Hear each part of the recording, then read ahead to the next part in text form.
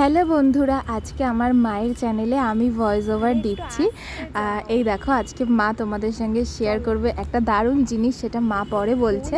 আর এই দেখো, সেইটা বানানোর জন্য মা আমাদের গোলাপ গাছ থেকেই নিয়ে নিচ্ছে গোলাপের পাপড়ি।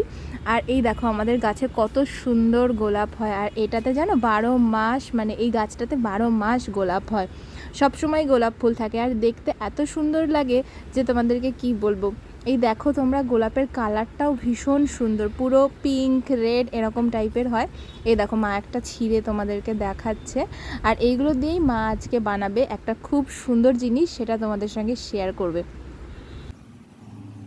আজকে আমি নিজের হাতে লাগানো গোলাপ গাছের পাপড়ি দিয়ে তৈরি করব গোলাপ জল।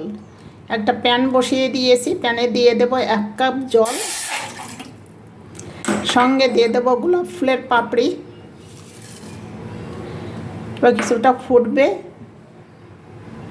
ফোটার জন্য কিছু টাইম রেখে দেব। খুব সুন্দর একটা কালার বেরিয়ে গেছে, এবার আমি সেঁকে নেব।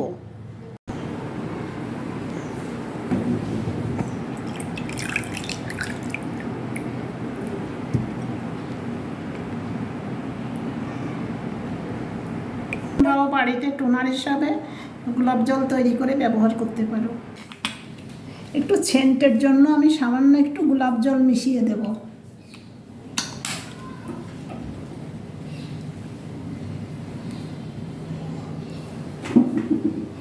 খুব সুন্দর সেন্ট।